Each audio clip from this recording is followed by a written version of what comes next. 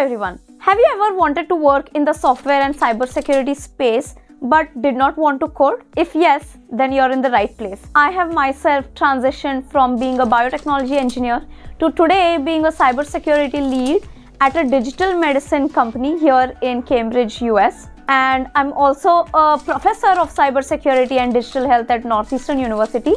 I teach master's students. Apart from that, I'm also a cybersecurity fellow at the prestigious Archimedes Center for Healthcare and Medical Device Security. So if I, a person who absolutely does not like coding and try to run away from technology, software, cybersecurity for such a long time, can transition into this space and thrive in it, so can you. And that's why today in this video, I will be talking about multiple things, starting with one, what cybersecurity really is. We have a very myopic view about cybersecurity. I'm here to expand that view. Two, what skills do you need to transition to this space? And three, what different career opportunities are available for you if you do not want to code and still be in the cybersecurity space. What cybersecurity really is all about. What is this hype in today's world, right? We live in the digital revolution today and we cannot escape from cybersecurity. It is the space that connects all of us together, and that's why you have to protect your data and digital assets. Earlier, wars were fought on land, air, water, but today wars are fought on the internet called as cyber wars or cyber conflict. When Russia-Ukraine war was going on last year, Russia tried to invade Ukraine military phones to get critical information. Today, with Israel and Hamas war going on, Israel tried to tamper with the GPS systems to get strategic advantage in the war. These are not fantasies or unreal or unheard of anymore. These are very common happenings today because we live in a digital revolution, and cybersecurity is the infrastructure on which all the systems are going to be built upon. Cybersecurity especially is important for three major sectors, which is the healthcare sector, the energy sector, as well as the telecommunications and defense and space technology. Of course, there are multiple others that will come into picture because even agricultural systems are now going to be on the cloud. Apart from that, water infrastructure is going to be on cloud. Everything is going to be on cloud, but these are the major ones that it right now affects of utmost importance. And I work in the healthcare sector, so I'm more passionate about the healthcare sector as well. So my role in the healthcare sector, especially cybersecurity, is super critical because you're not just dealing with patient health information, it also deals with all the hospital information, hospital administrative information. This can literally render hospitals dysfunctional the moment they are on the cloud. Recently, COVID vaccine data was also leaked, and see, this is not just a patient safety issue, they're also going to be vulnerable for harassments and scams. But when India is trying to sell its digital infrastructure to other Asian countries and other African countries, this poses a branding issue as well, right? So cybersecurity is not just about national security issue, it is also about legal issues, it's about reputational issues, it's also a business risk to different organizations. Would you want to wear a healthcare medical device that has vulnerabilities in it that can be hacked easily? No, right? One such case was where there was a general who was wearing a cardiac implant and that was being hacked. Imagine if that system is hacked, this person could lose their lives. That's why in healthcare, cybersecurity becomes very high risk. In the energy sector, during COVID, there was a rumor that China was trying to take down power grids in Maharashtra, and that's why they were seeing a lot of power outages. We don't know if that is true or not, but you can imagine the potential that it has to wreak havoc on the entire national security. As more and more systems are going to come online, imagine if healthcare systems are disrupted, if energy sector is disrupted, if defense and space sectors are also disrupted. This is a national emergency. That's why cybersecurity specialists are becoming more and more important these days. Having said that, let's look at the entire sector of cybersecurity and see how can you, without coding, play a role here, right? Let's see from a product standpoint. There are products which security engineers and software engineers will build. Here you need pure play coding, no question about that. But there comes an infrastructure building as well. There also it gets a little technical, so you need to understand the network. So electronics engineers, computer science engineers play an important role here. But the other major piece that we are missing here is the risk management, the incident response. These are technical terms and I will explain them. Risk management is being able to identify what are the risks that will affect your system. For example, say you're wearing an Apple ECG watch and it is connected to the cloud. Now you're going to think about the risks involved here. So the risks involved here would be patient data is exposed. The next risk is ECG is showing wrong data based on which the doctor is going to recommend treatments, which is going to be high risk for the patients as well. Apart from that, you're also going to be looking at incident response, right? Incident response is something where once the hack happens, once the data breach happens, what are you going to do? How resilient your systems are going to be, right? This is where a whole entire team is involved. They do drills and practice. How are they going to respond during a hack? It's a very interesting team as well to be in.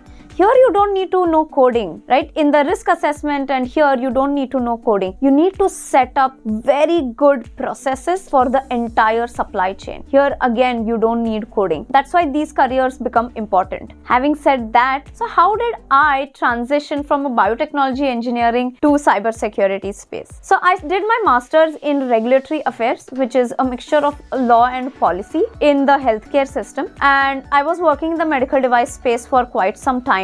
And then cybersecurity came into picture. I had actually not applied for the cybersecurity role, but I was interviewing for a new job role and I met with my VP with whom I interviewed, and my interview went very well, and she recognized that I had skills that would be very important for a cybersecurity policy lead, and she actually crafted a whole new job role for me which did not exist during that time, right? She is a visionary. I still work with her, and today you can say that I'm pretty much the only or one of the very few cybersecurity regulatory leads in the US below 40. I've been very lucky to be in that role, and my job gets super exciting because you're able to point out gaps in the process, right? You're able to identify different risks that will apply to your product. Apart from that, let me talk about what different skills I had that she thought was important. Starting with one, communication is extremely important, right? Back when I was working for a Fortune 500 company, I was responsible for setting up the manufacturing plant in Costa Rica from the regulatory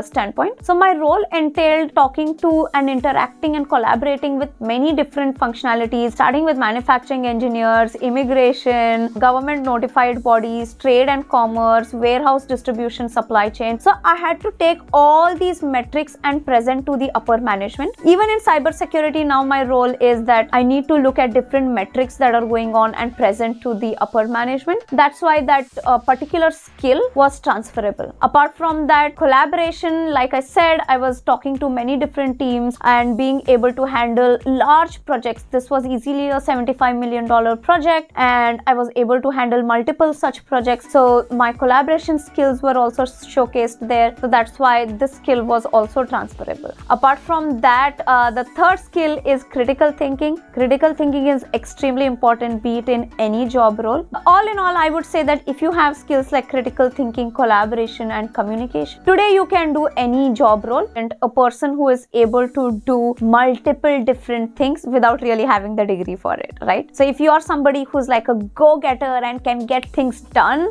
without much background, this role, cybersecurity as a role, could be open for you as well. Now, if you are doing a bachelor's in computer science or any of the bachelor's degree, you can study your master's in cybersecurity and public policy. You can also study just straight up public policy and law as well in cybersecurity. That will also give you an advantage to move towards this role. You could be also studying data privacy and internet international law in cybersecurity. That will get you into diplomacy roles, because data transfer between different countries has become very critical now, because data is itself the oil of the future. So imagine now that foreign direct investments are allowed in India. Say that US is investing and sending its medical devices to India. Who does this data really belong to now? Does it belong to the country citizens, or does the data belong to the medical device manufacturer? These nuanced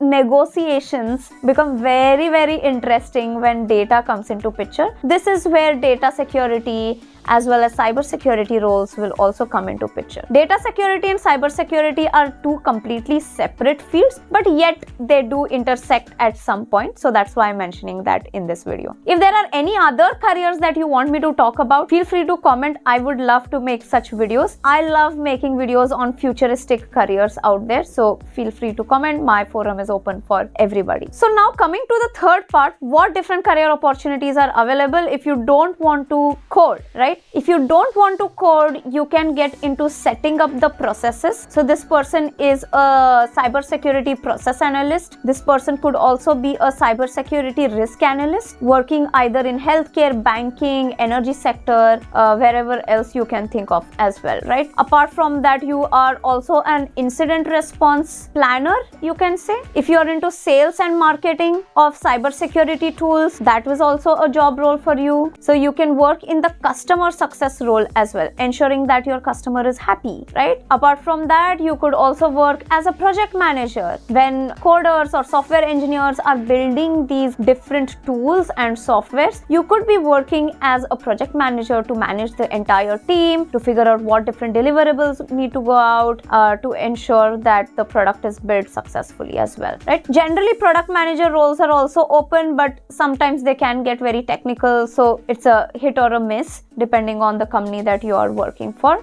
Then apart from that, cybersecurity branding is also going on. People who host webinars for cybersecurity now, because it's such a cool technology and an innovative technology, to spread awareness and education. So you could work in that role as well. Or you could be working like me in a regulatory cybersecurity role, specifically in the healthcare industry, in digital health and digital medicine space, right? So my role is pretty much coordinating with different stakeholders, right from procurement, supply chain, customer success, post-market surveillance, marketing, product development teams, everybody, right? So in the digital health excellence space. So that is also a very intriguing role. All in all, I want to say that if you are interested in cybersecurity and you do not want to learn coding, you probably do not even want to do your master's, then get a certification, right? I actually did my cybersecurity and information management certification from Harvard Summer School. So you could pick such certifications as well. So you get to learn a lot and it boosts your resume as well. Even Indian government is investing heavily in cybersecurity education, because they want people who are well trained and well equipped with how to